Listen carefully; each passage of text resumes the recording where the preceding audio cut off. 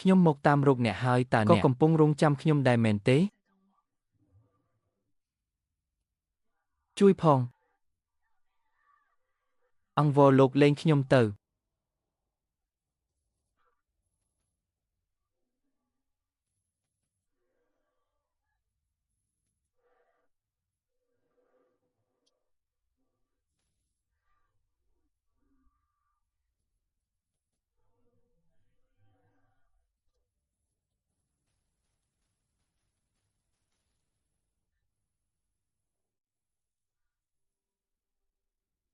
តោះទៅ